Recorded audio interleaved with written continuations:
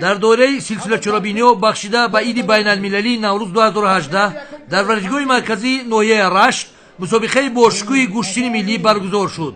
дар мусобиқа маъруфтарин паҳлавонон аз Россия, Қазоқистон, Қирғизистон, Ӯзбекистон, вилояти мухтори Кӯҳистони Бадахшон, Хатлон, Суғ, шаҳр ноҳияи Тобиаи Марказ, шаҳри Душанбе ва соҳибони майдон аз 5 ноҳияи водии Рашт ки 500 нафар варзишгаронро ташкил мекарданд, дар ҳузури беш аз 25 000 мухлисон тӯли 5 соат бо ҳам сабқат карда беҳтаринҳо маълум шуданд.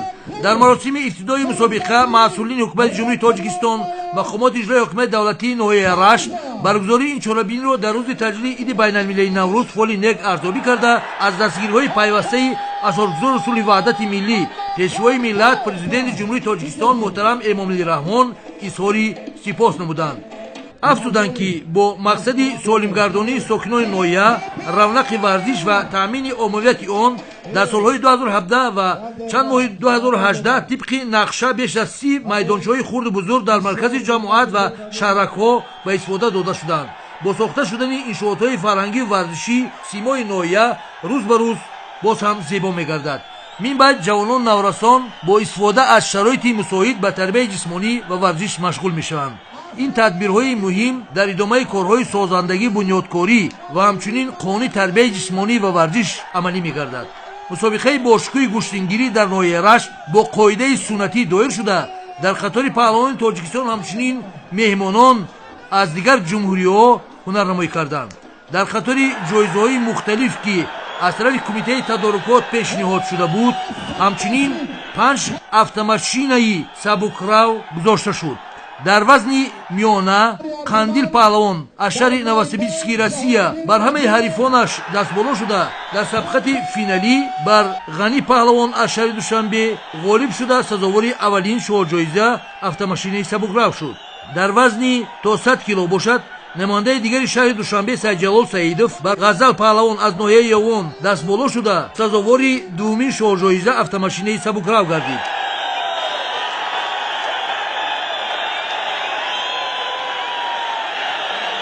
дар сабқати асосӣ вазни бошад, Шамшод Абдуллоев аз ноҳияи Рашт ва Шорух Амиров аз шаҳри Душанбе хело ҷолиб ва хотирмон сурат гирифта, бо ғалабаи соҳиби майдон Шамшод Абдуллоев аз ноҳияи Рашт ҷамъбаст гардид.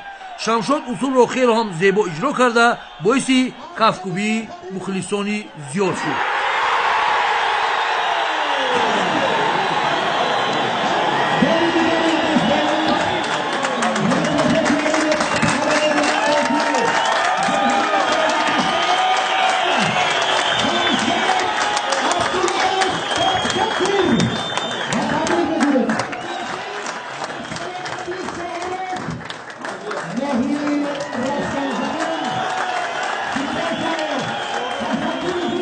ин чорабинӣ бошукӯҳ воқеан ҷолибу хотирмон буд, зеро бори аввал ҳам ба ғолиб, ҳам ба нафаре ки дар сабқат шикаст хӯрдааст, аз тарафи кумитаи тадорукоти мусобиқа махсус мақомат иҷрои ҳокимияти давлатии ноҳияи Рашт тӯҳфа спурда мешуд, ки боиси ризояти комил миёни доварон, варзишгарон ва мухлисон гардид.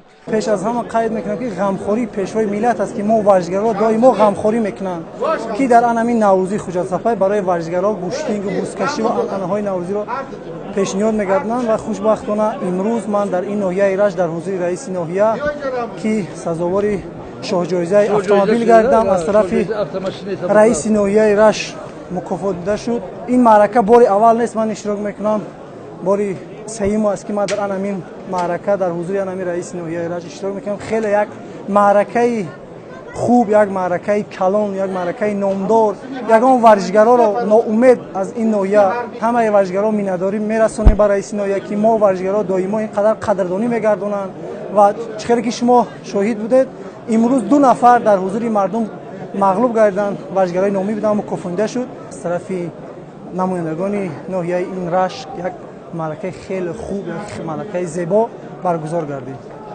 дар баробари вусъат ёфтани намудҳои гуногуни варзиши ҷаҳонӣ дар кишвар аксаран намудҳои миллӣ ҳам ҷоноб мегарданд ки мо инро ҳангоми баргузории чунин мусобиқаҳои миллӣ ва саноҳии муҳими таърихӣ эҳсос мекунем. беш як варзиши миллӣ низ дар радифи варзишҳои муосир дар байни мардум мухлисони зиёд дошта барои густариши тарзи ҳаёти солим мусоидат мекунад. Аз ин рӯ мо бояд ҳарчи бештар кӯшиш намоем ки омовияти ҳамаи намудҳои варзишро таъмин созем.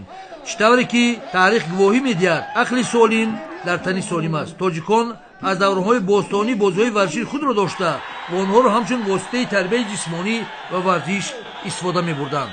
воқеан варзиш як ҷузъи фарҳанги миллӣ ба ҳисоб рафта аз замонҳои қадим дар ҳама чорабиниҳо ва ҷамъомаду иду ҷашнҳо ҳатмӣ бо баргузории мусобиқаҳои астозӣ, найзазанӣ, шамшербозӣ, камонварӣ ва гӯштингирӣ гузаронда мешуд.